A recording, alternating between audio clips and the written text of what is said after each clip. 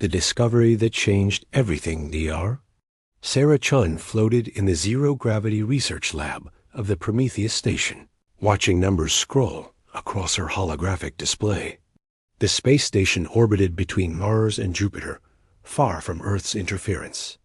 Sarah had spent 3 years working on faster-than-light travel, but today's experiment had gone completely wrong. The quantum tunnel generator had overloaded during the test. Instead of creating a pathway through normal space, it had torn a hole into something else entirely. Sarah stared at the readings with growing excitement. The energy signatures showed they had accessed dark matter itself. "Computer, run analysis on the dimensional breach," Sarah commanded. The artificial intelligence processed the data quickly. "Dr. Chun, the breach has created a stable connection to dark matter space. Energy readings indicate this could be used for propulsion systems previously thought impossible." Sarah's heart raced. Dark matter made up most of the universe, but humans had never been able to touch it or use it. This accidental discovery could change everything about space travel and technology. 2 weeks later, Sarah stood before the Earth Defense Council in Geneva. The room was filled with military leaders, scientists, and government officials from every nation on Earth. She had requested this emergency meeting to share her discovery. "Ladies and gentlemen," Sarah began, "we have achieved something that will revolutionize human space exploration. We can now manipulate dark matter to power our ships." General Patricia Morgan, head of Earth's Space Defense Forces, leaned forward. "Dr. Chun, are you saying we can build ships that use this dark matter technology?" "Yes, General. But it's more than just propulsion. Ships powered by dark matter can exist partially in normal space and partially in dark matter space. This makes them nearly invisible to conventional sensors and weapons." The room erupted in excited conversations. President Elena Vasquez of the United Earth Government called for order. "Dr. Chun, what are the military applications of this technology?" Sarah hesitated. She had hoped to use the discovery for peaceful exploration, but she understood the implications. Any ship using dark matter technology would be extremely difficult to detect or destroy. It would represent a significant defensive advantage. 3 months after Sarah's presentation, the first dark matter prototype ship was completed. The use Phantom was small, only large enough for a crew of 5, but it represented humanity's first step into a new era of space. Technology. Captain David Park commanded the Phantom on its maiden voyage. The ship's dark matter engines allowed it to phase between dimensions, becoming invisible to any known detection method. Captain Park and his crew were amazed by the ship's capabilities. "Engineering, how are the dark matter systems performing?" Captain Park asked over the communication system. "All systems green, Captain," replied Lieutenant Commander Amy Foster. "We're maintaining stable phase variance. The ship is completely invisible to our own sensors." The Phantom began exploring the outer solar system, testing its capabilities and gathering data. The crew had no idea they were being watched. In the Kepler 442 system, 1,200 light-years from Earth, an alien monitoring station detected unusual energy signatures from the direction of the Sol system. The station belonged to the Galactic Surveillance Network, an organization that watched for emerging civilizations. Technician Veltar, a member of the insectoid Zephyrian species, studied the readings with his compound eyes. The energy patterns were unlike anything in the galactic database. They suggested technology that bent spacetime itself. "Supervisor Kenthar, we have anomalous readings from the human solar system," Veltar reported to his superior. Supervisor Kenthar approached the monitoring station. His 6 legs moved smoothly across the deck as he examined the data. "These readings indicate dimensional manipulation technology. The humans have developed something we've never seen before." The Zephyrians immediately sent a report to the Galactic Council headquarters on Nexus Prime. The Council was a governing body representing 127 different alien species across the galaxy. They maintained peace and order among civilizations. Ambassador Thirek of the Altarian Federation received the report in his office overlooking the great city of Nexus Prime. The tall, blue-skinned humanoid had served on the Council for over 200 years. He had seen many civilizations rise and fall, but this report worried him.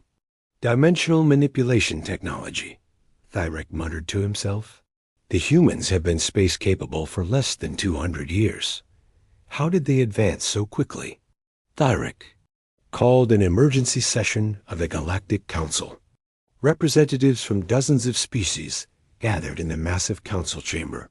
The room was designed to accommodate beings of all shapes and sizes, from the crystalline Silmari to the gaseous ethereals. Fellow council members, Thirek began, we have a potential crisis.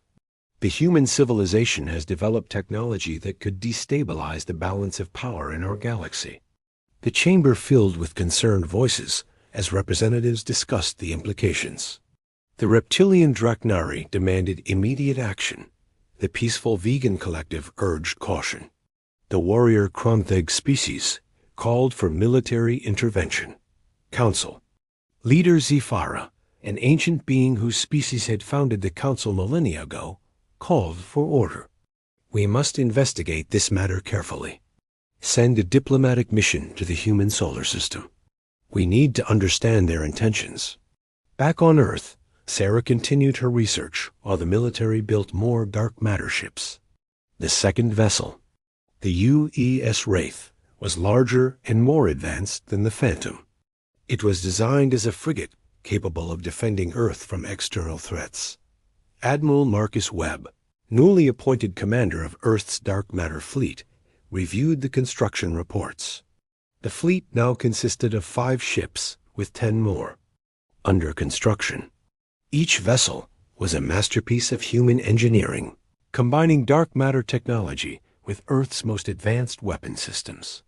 Dr. Chun, Admiral Webb said during a meeting at the Prometheus station, our intelligence suggests we may not be alone in the galaxy. If there are other civilizations out there, how do you think they'll react to our new technology? Sarah looked out at the stars through the station's observation deck. I hope they'll see us as explorers and scientists, not as threats. But I know that's probably naive. The Admiral nodded grimly. We're building these ships for defense, but I worry that other species might see them as weapons of aggression. Their conversation was interrupted by an urgent communication from Earth. Lieutenant Colonel Jessica Hayes appeared on the holographic display, her face tense with worry. Admiral, we're detecting multiple unknown vessels approaching the outer solar system. They appear to be using faster-than-light technology we've never seen before. Admiral Webb and Sarah exchanged worried glances. How many ships, Colonel? Sensors indicate at least 20 vessels, sir. They're not responding to our communication attempts. The Admiral turned to Sarah. Doctor, I think we're about to make first contact with alien civilizations. And I don't think they're here for a friendly visit. Sarah felt a chill run down her spine. The technology that was supposed to help humanity explore the stars had instead brought the stars to humanity. The dark matter ships had attracted the attention of the galaxy, and now Earth would have to face the consequences. Admiral, Sarah said quietly, I think we need to prepare for the possibility that our first contact with aliens won't be peaceful. Alien diplomatic mission consisted of ships from 7 different species. They had come to investigate the humans and their dangerous new technology. But as they approached Earth's solar system, they were confused by what they found. Asterisk. Fleet Commander, reported the sensor operator aboard the Altarian flagship. We're not detecting any of the dimensional manipulation technology that was reported. Fleet Commander Yoffel studied the readings. The human ships were visible on sensors, but they appeared to be using conventional propulsion systems. Perhaps the intelligence was wrong. These humans seemed to have normal space technology. What the aliens didn't know was that all of Earth's dark matter ships were currently phased into dark matter space, making them completely invisible to the alien sensors. The UE's Phantom, Wraith, and 3 other vessels were watching the alien fleet from a dimensional space the aliens couldn't detect. Captain Park, still commanding the Phantom, observed the alien ships with fascination and concern. Communications. Try to establish contact with the alien fleet. Let them know we're here peacefully.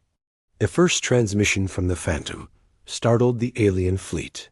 The voice seemed to come from empty space, as if ghosts were speaking to them. Unknown alien vessels. This is Captain David Park of the United Earthship Phantom. We welcome you to our solar system. We come in peace. The aliens were terrified. Their sensors showed nothing, but they were hearing voices from invisible ships. To them, it seemed like the humans had developed technology that made them into supernatural beings. Fleet Commander Yothel's hands shook as he responded. Human vessels, reveal yourselves. We are a diplomatic mission from the Galactic Council. We wish to speak with your leaders. Captain Park made a decision that would change everything. All ships, phase into normal space. Let's show them who we are. The 5 human ships slowly materialized around the alien fleet. They seemed to emerge from nowhere, like ghosts becoming solid. The aliens watched in terror as the dark matter vessels appeared all around them. By the ancient stars, whispered the Altarian sensor operator. They can become invisible at will. The human ships were smaller than the alien vessels, but their ability to appear and disappear made them seem infinitely more dangerous. The aliens realized they were facing a technology that could make conventional warfare obsolete. Fleet. Commander Yothel sent an urgent message back to the Galactic Council. Council Headquarters. This is Fleet Commander Yothel. The human technology is far more advanced than we believed. They possess ships that can phase in and out of normal space. They could attack any world in the galaxy without warning. A message reached Nexus Prime within hours. The Galactic Council went into emergency session, and the debate was intense. Some members wanted to negotiate with humanity. Others believed the humans were too dangerous to be allowed to exist. Ambassador Thyric stood before the council with grave news. Fellow representatives, we face a crisis unlike any in our history. The humans have developed technology that could make them the dominant species in the galaxy. We must decide how to respond. The debate lasted for days. Some species wanted to welcome humanity into the galactic community. Others demanded that the human technology be confiscated or destroyed. The warrior species called for preemptive strikes against Earth. In the end, the Council reached a decision that would determine the fate of 2 civilizations. They would send a massive fleet to Earth, not to attack, but to deliver an ultimatum. Humanity would have to choose between surrendering their dark matter technology or facing the combined might of the galaxy. The Council's decision was transmitted to Earth through the diplomatic fleet. Admiral Webb received the message in his command center, surrounded by Earth's military leadership. This is Fleet Commander Yothel of the Galactic Council. Humanity has developed technology that threatens the stability of our galaxy. You have 7 Earth days to surrender your dimensional manipulation technology and submit to galactic oversight.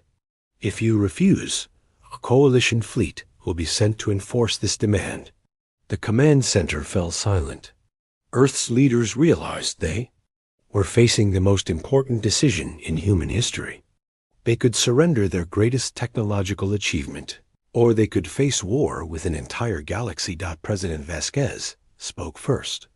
Admiral, how many ships do we have operational? 15 dark matter vessels, Madam President, with 20 more under construction. And how many ships might they send against us? Admiral Webb looked at the intelligence reports. Based on the size of the galactic community, they could potentially field thousands of ships. The room was quiet as everyone considered the implications. Earth's dark matter fleet was powerful, but it was also tiny compared to what the galaxy could marshal against them. Dr. Sarah Chun, who had been listening to the discussion, finally spoke. There might be another way. What if we could show them that we're not a threat? What if we could prove that our technology can be used for peaceful purposes? The president looked at her with interest. What do you have in mind, Dr. Chun? We invite them to Earth. We show them our research, our peaceful intentions. We prove that humans aren't monsters. We're explorers and scientists. Admiral Webb shook his head. Dr. Chun, with respect, they're not going to trust us. They're afraid of our technology, and fear makes people do terrible things. Then we have to be better than their fear, Sarah replied. We have to show them who we really are. The debate continued for hours, but eventually Earth's leaders made their decision. They would not surrender their technology, but they would not attack the galactic community either. They would prepare for whatever came next, hoping that wisdom would prevail over fear. As the deadline approached, long-range sensors detected the largest fleet in galactic history heading toward Earth.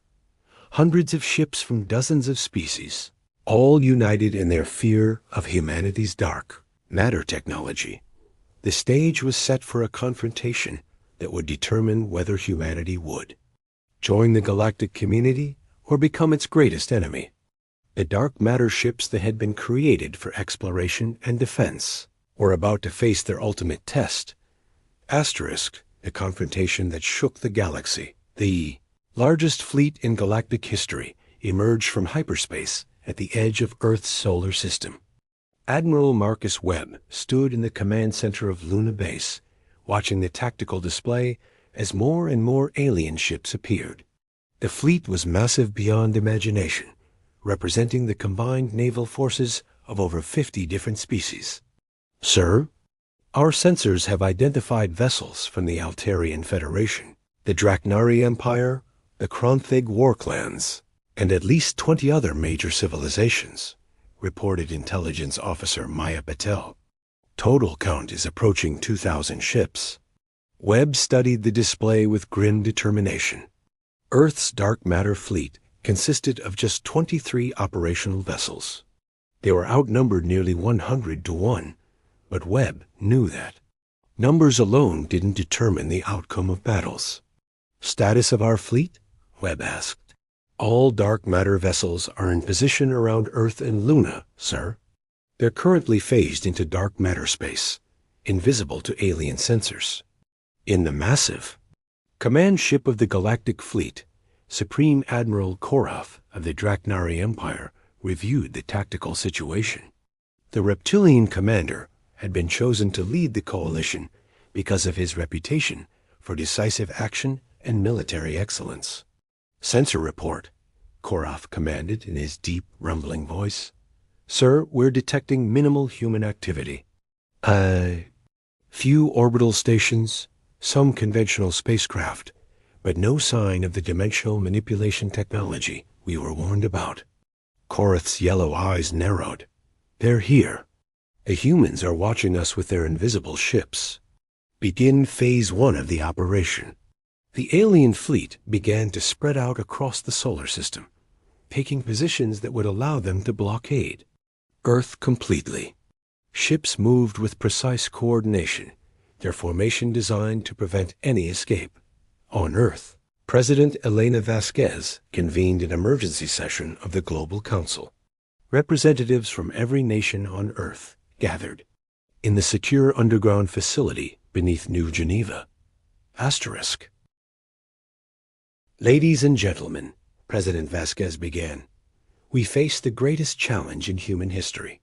An alien fleet of unprecedented size has arrived in our solar system. They demand that we surrender our dark matter technology or face the consequences.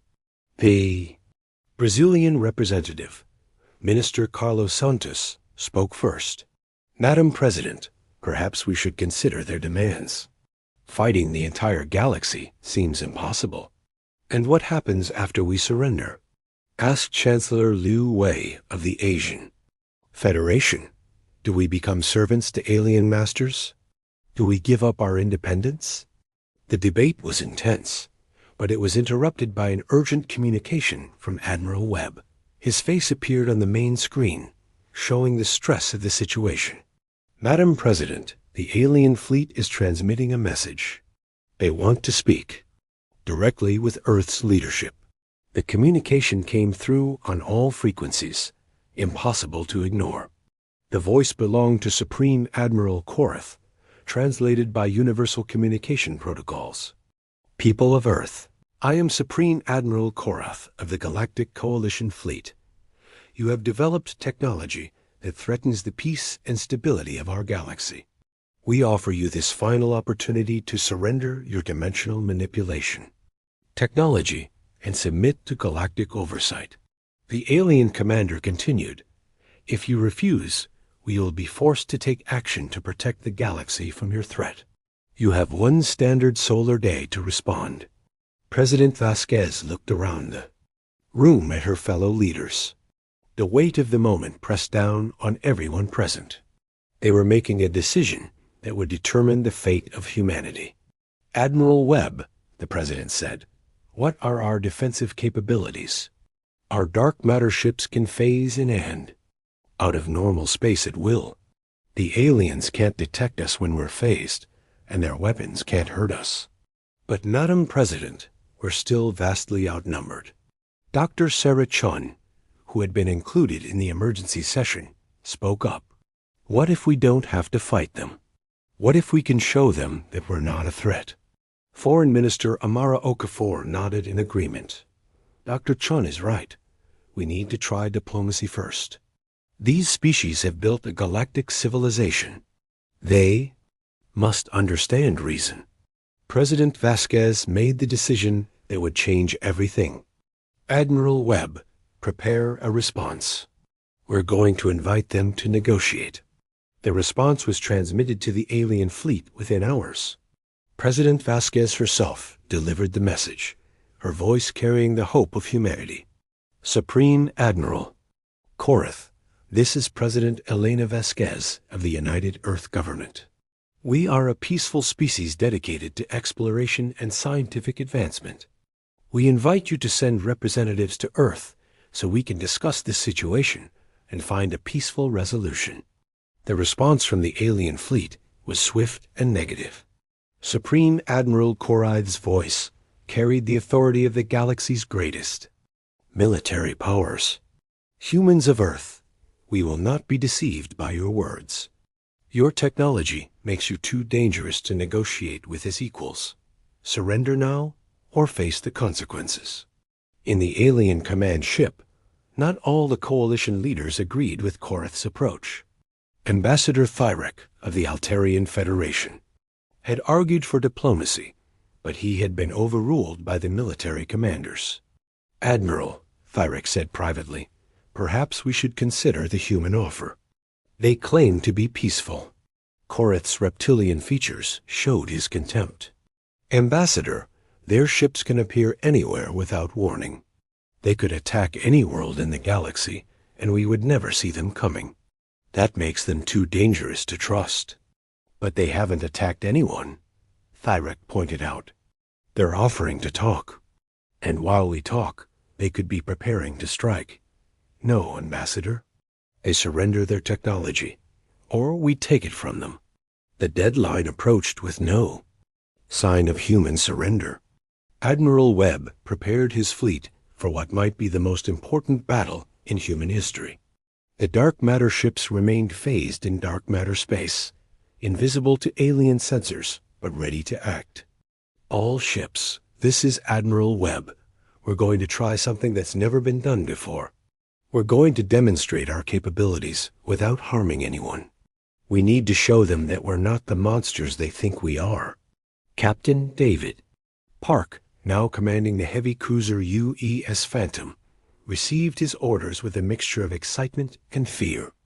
Admiral, you want us to phase in and out of their formation? That's incredibly risky. Captain, we need to show them what we can do. But we also need to show them that we're not aggressive. This is about changing their perception of us. The demonstration began at precisely 12 o'clock GMT. The 23 human ships began to phase into normal space all around the alien fleet. They appeared between the alien vessels, close enough to touch, but making no aggressive moves. The effect on the alien fleet was immediate and dramatic. Alarms sounded on every ship as sensors detected the sudden appearance of human vessels. The aliens scrambled to respond, but the human ships were already gone, phased back into dark matter space. What just happened? Demanded Supreme Admiral Korath. Sir, the human ships appeared throughout our formation, and then vanished again. They could have attacked any of our vessels, but they didn't fire a single shot. The human ships repeated the demonstration, appearing and disappearing at will. They moved through the alien formation like ghosts, demonstrating technology that made conventional warfare obsolete. On the bridge of the Altarian flagship, Ambassador Thyric watched the demonstration with growing amazement. They're not attacking. U.S. They're showing us what they could do, but they're not hurting anyone. The demonstration continued for an hour. The human ships appeared in impossible places, moved through solid matter, and vanished without a trace. But through it all, they never fired a single weapon or made any aggressive moves. Finally, Admiral Webb ordered the fleet to phase back into normal space in a defensive formation around Earth. The human ships were vastly outnumbered, but they had proven that they could go anywhere and do anything without being stopped. Supreme Admiral Korath, came Admiral Webb's voice over the communication system. We have demonstrated our capabilities. We could have destroyed your fleet, but we chose not to. We are not your enemies. We are explorers and scientists who want to join the galactic community as equals. The alien fleet was in chaos. Ship commanders were demanding orders, but the coalition leaders were divided.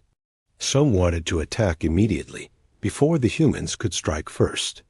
Others were beginning to realize that the humans were offering something unprecedented in galactic history.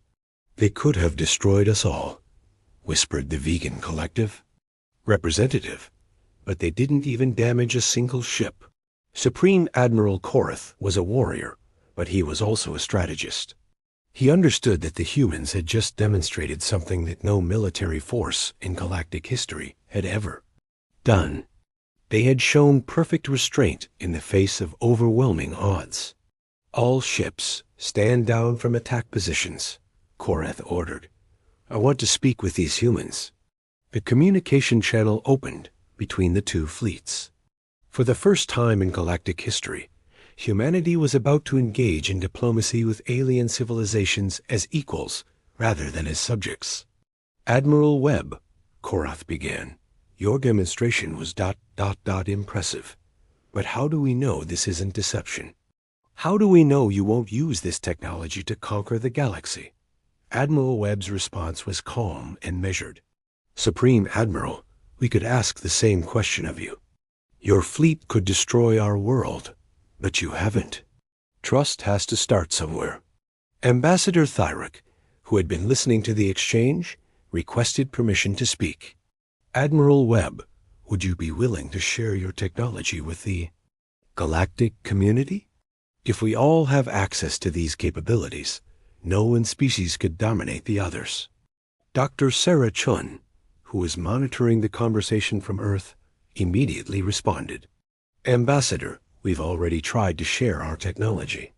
The problem is that dark matter manipulation seems to require human neural patterns. Other species, who have attempted to replicate our experiments, have created dangerous dimensional rifts.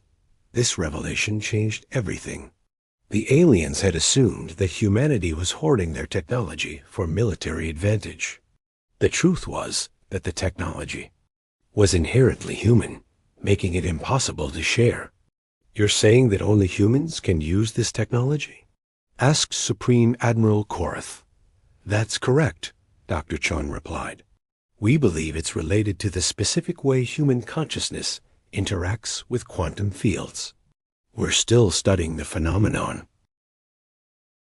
The alien fleet leaders went into emergency conference. If the humans were telling the truth, then the technology couldn't be stolen or copied. The only way to deal with it was to find a way to coexist with the humans who possessed it. Ambassador Thyrek emerged as the voice of reason. Fellow commanders, we have a choice. We can view the humans as a threat to be eliminated, or we can view them as a potential ally with unique capabilities. But their technology makes them too powerful, argued the Draknari representative. They could dominate the galaxy? Could they? Theric asked. They just demonstrated that they could have destroyed our entire fleet, but they chose not to. That suggests they can be trusted with their power. The debate continued for hours, but eventually a consensus emerged. The galaxy would offer humanity membership in the galactic community, but with conditions. Human dark matter technology would be monitored and regulated to ensure it was used only for peaceful purposes. President Vasquez received the offer in the Global Council chambers. The terms were complex, but the basic agreement was simple. Humanity would join the galactic community as a full member with all the rights and responsibilities that entailed. Madam President, Admiral Webb said over the communication system, "I recommend we accept their offer. This is what we've dreamed of since we first looked at the stars." The Global Council voted unanimously to accept the galactic community's offer. Humanity would become the 128th member species of the Galactic Council, bringing their unique technology and perspective to the galaxy. The formal ceremony took place on Nexus Prime 6 months later. President Vasquez, Ambassador Okafor, and Dr. Sarah Chun represented humanity at the induction ceremony. The Great Council chamber was filled with representatives from species across the galaxy. Today marks a new chapter in galactic history, announced Council leader Zifara. We welcome humanity to our community, not as subjects or conquerors, but as equals and partners in the great work of civilization. Dr. Sarah Chun stood at the podium, looking out at the assembled aliens. When I first discovered dark matter, manipulation, I dreamed of exploring the stars. I never imagined that the stars would come to explore us. But that's exactly what happened, and we're all better for it. The ceremony concluded with the signing of the Galactic Charter by President Vasquez. Humanity was officially part of the galactic community, with all the opportunities and responsibilities that membership brought. In the years that followed, human dark matter technology revolutionized galactic exploration. Human ships served as scouts and explorers, their unique capabilities opening new regions of the galaxy for colonization and study. The technology that had once threatened to start a war became the foundation for a new era of galactic expansion and discovery. But the most important change was in the relationships between species. The crisis with humanity had taught the galaxy that differences in technology and capability didn't have to lead to conflict. They could lead to cooperation and mutual benefit. Admiral Webb, now serving as the first human representative on the Galactic Defense Council, often reflected on the events that had brought his species to the stars. "We thought we were building ships to defend Earth," he told his staff. "Instead, we built bridges to the galaxy."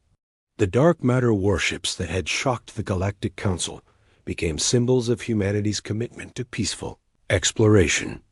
They patrolled the galaxy's frontiers, protecting all species from external threats and helping to maintain the peace that had made galactic civilization possible.